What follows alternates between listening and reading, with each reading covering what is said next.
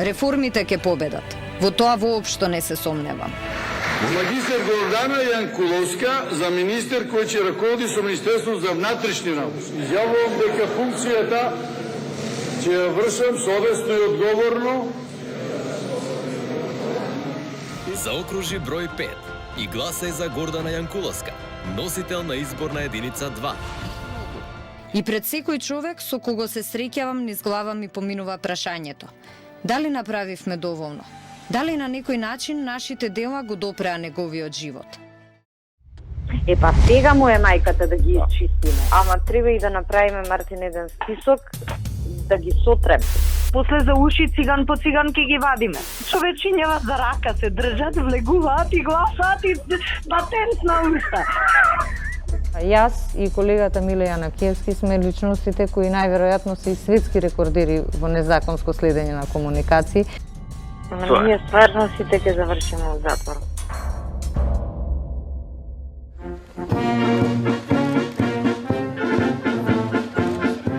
Со 31 година и без претходно искуство во областа, Гордана Јанкуловска стана најмлад министер за внатрешни работи, позиција на која остана без малку една деценија.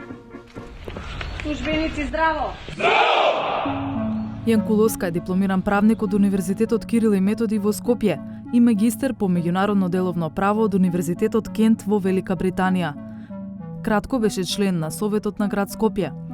Во МВР дојде по претходен ангажман на повеќе позиции во Министерството за финансии, меѓу кои шеф на кабинет на Никола Груевски, додека тој беше министер. Беше и генерален секретар на ВМРО ДПМНЕ, период од кој датира случајот со контроверзната фирма Аналитико Ај, регистрирана на адресата на партискиот прес-центар, во кој покрај Јанкуловска беа вработени и други видни партиски членови, наводно заради продажба на сим картички. Во јавноста речиси редовно се појавуваше во сиви костими. Ова е редок пример на јавно појавување во друга гардероба, кога со сопартиците на етно манифестација во Крушево решија да бидат илинденци. Во текот на министерувањето, портпароли беше Иво Котевски. Гордана Јанкуловска беше можеби строга, но исто така факт е дека беше и принципиелна и човечна како соработник. И факт е дека таа беше еден од најекспонираните министри во тогашната влада. Така што во принцип на дневно ниво се одлучуваше, односно правевме анализа дали, зашто, кога треба да се појави, на кој начин. Кон крајот на вториот мандат, министерувањето добива нова димензија. Диктатурата на дело! Полициска бруталност стана второ име за МВР, откако момчето Мартин Нешковски беше претепано до смрт од припадник на тигрите на прославата за изборната победа на ВМРО ДПМН во јуни 2011 година.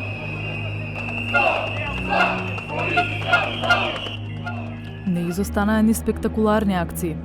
Апсењето на Љубе Бошковски, Томислав Кежаровски, Црниот понеделник.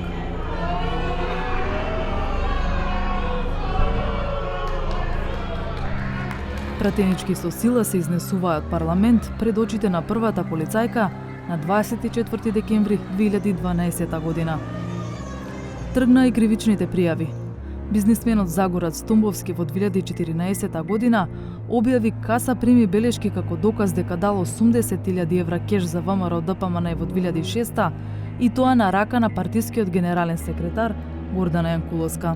Значи, моето име и презиме, датумите, цифрите во пари, евра, сето е тоа нејзин ракопис.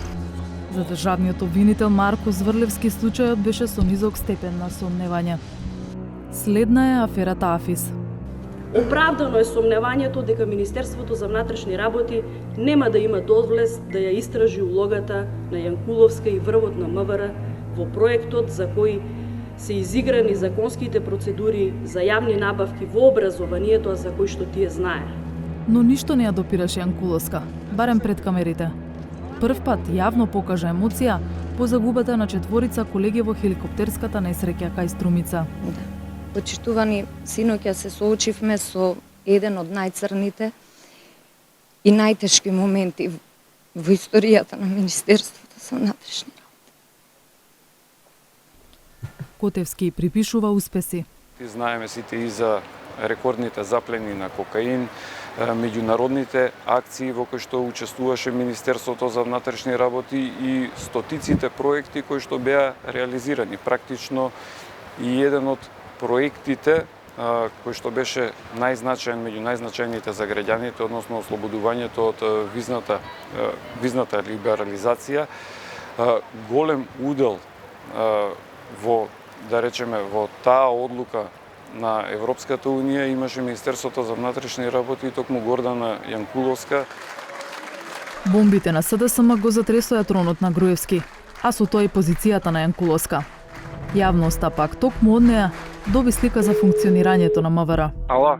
Мислам, имаме два штаба. Еден штаб кај мене на Страт, кој е месен комитет на ВМРО Кол Центар, се има кај нас, а другиот ни е доле у Сава, кај што доаѓаат амбасадориве, опсе, ово и оно, и ја повремено таму улетувам да видат амбасадориве дека све е окей. После си се качувам кај мене на Страт и си работиме партиски работи.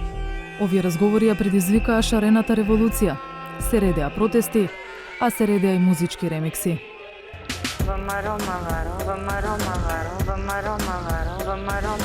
Пола грам, четврт грам. Све има. Крцка кесичето, пуно со паричи. Не зедаш. Сотки искача. Јавноста зовре по бомбата за Мартин Нешковски. Место да кажат ваква и ваква билја направивме, ај сега како да се вадиме. Се нервирам зашто толку изгубивме на овој случај. Тоа е, ќе пегламе 4 години.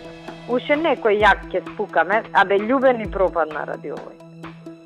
Да. Мислам, не ни пропадна, ама не знаеш како триумфалистички. Да. Сега ја се кријам денес, не давам изјави, никој не искача у јавност, место да се фалиме да се чаталиме.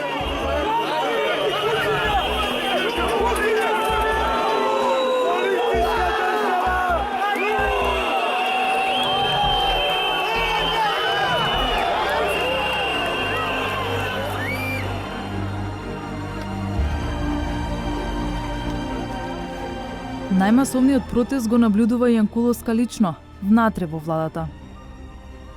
По неколку пати идење на протест веќе сваќате дека нивната МОК е само апстрактна конструкција која што се одржуваат преку страфи закани, а доколку тој страф и тие закани немаат ефект врз вас и вашата група која што протестирате, тогаш нема сила која што може да ве сопе.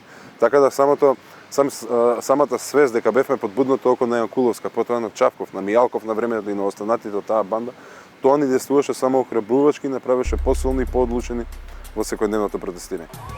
Протестите за Нешковски беа на 5 мај 2015, а само неколку дена подоцна, по вооружената престрелка во Кумановско диво населје, Јанкуловска депонира оставка. Таа негира дека повлекувањето било изнудено. Тоа беше една полициска операција во која загина 8 припадници на специјалните единици. Практично, мојата оставка беше резултат на целокупната атмосфера и се што се случуваше во Не беше таа оставка резултат на разговорите во едностранска амбасада? Не, но јас на такви разговори, јас лично, како Гордана Јанкуловска, не сум присуствувала. И по оставката, Јанкуловска остана во јавниот фокус, најмногу поради обвиненијата од специјалното јавно обвинителство. Ваш коментар како се чувствувате после тоа? Титаник за изборните нерегуларности. Таргет тврдина за масовното прислушување и уништувањето на опремата. И тенк за набавка на Мерцедесот се случаите во кои се гони и екс-министерката. И покрај прогонот, таа реши да докторира, а на промоцијата во доктор на науки на Битолскиот универзитет и дојдоа неочекувани гости со транспарент. Подоцна Ѓорѓе Иванов го повлече помилувањето и за неа и за сите останати. До пресудата за тенк следуваа многу одложени рочишта. Казната за луксузниот автомобил од 600.000 евра, кој според судот бил набавен од фаворизиран оператор, ја слушна во октомври 2018. Никој ја најмалку носителите на јавни функции не смеа да ги поценуваат и омаловажуваат граѓаните. Онака како што всушност тоа е сторено во конкретниот случај, на начин што обвинетата Гордана Јанкуловска со сега осудените Ѓоко Поповски и Никола Груевски обезбедиле на незаконит начин патничко моторно возило марка Мерцедес S600 за кое возило не само што не биле информирани граѓаните, туку се договориле истото да го сокријат од очите на јавноста. 30 години, како ќе коментирате, дали ќе Ќе поднесете искоментирам во жалбата. Апелациониот суд ја намали казната на 4 години затвор. Пред правосилната пресуда Јанкуловска стана мајка, па доби можност да го одложи одењето во затвор додека бебето не наполни 1 година. Врховен го пролонгира издржувањето на казната, додека не се произнесе по барањето за вонредно преиспитување на пресудата, што се случи дури пред 2 недели. Јанкуловска порача дека нема да бега, додека полицијата превентивно ги претресуваше возилата во незината населба. Имајќи го предвид начинот на кој што раководеше со Министерството за внатрешни, имајќи го предвид патот кој што ја доведе до оваа положба, навистина не може човек лесно да поверува дека станува збор за одеднаш пробудена совест и така натаму. Ама од друга страна повторувам, самата волја и самата храброст да се превземе одговорност за стореното е голем чин сам по себе. Едноставно, честитки, се надевам дека истата храброст ќе имаат сите други функционери кои што евентуално би се соочиле со ваков тип на последици. Јанкуловска јавно го осуди бегството на незиниот шеф Никола Груевски во Унгарија, прогласен за виновен во истиот предмет, а остави впечаток за научени лекции. Да ви се укаже уште една шанса. Би биле ли таков лојален соработник на Груевски и на Мјалков, каков што бевте додека бевте министер за внатрешни работи? Видете, да ми се укаже шанса, не би се нафатила повторно. Да се занимавам со таа работа. Не би се нафатила.